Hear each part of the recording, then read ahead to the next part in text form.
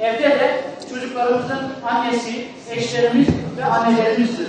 Dolayısıyla hem çalışırken hem de diğer görevlerini yerine getirmektedirler. Bu kadar büyük bir fedakarlık gösteren kadın çiftçilerimizin bu çalışmaları takdire şayandır.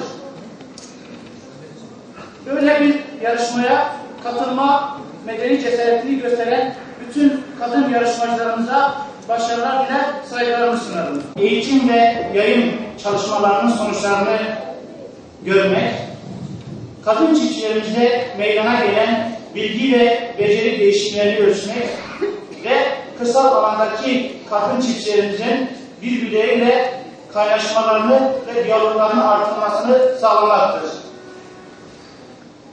İlimizde tarım ve hayvancılık sektörüne gerek verilen desteklemelerle, gerek yapılan eğitim, yayın çalışmaları, demonstrasyon çalışmaları, yapılan teknik gezilerle üretimde önemli bir noktaya gelinmiştir. İlimizde tarımda aktif iş gücünün yaklaşık %50'si tarım ve hayvancılık sektöründe istihdam edilmektedir. Bu %50'sinin üzeri de kadın çiftçilerden oluşmaktadır. Böylesine sektörde önemli bir yer tutan kadın çiftçilerimize yönelik gerek kadın kooperatifleri, gerek diğer çalışmalar yönünde bakanlığımız tarafından destekler verilmektedir. Hakikaten kadın çiftçilerimiz hem bugün sizlerin de katılımı ve katkısıyla güzel yarışmayı ortaya koyacaklar.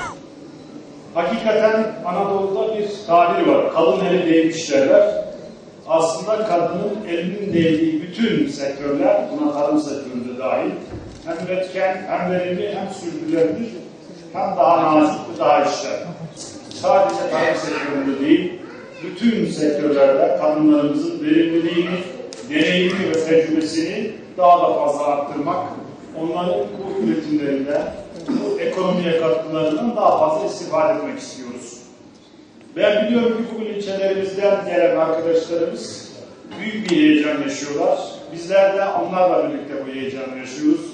Onların heyecanlarını paylaşıyoruz. Ben de yetiştiğim bölge itibariyle çiftçilikle, tarımla yoğun iştigal eden bir yerden, bir aileden geliyorum. Hanımlarımızın bu noktadaki sıkıntılarını, bu konudaki sorumluluklarını da biliyorum. Bir taraftan kocaya sunulacak hizmetler, bir taraftan çocuklara sunulacak hizmetler, bir taraftan kayınvalide, kayınpeder bulunduğu noktada yaptıkları işler, bir de bunlara yetmezmiş gibi tarlada, bağda, bahçede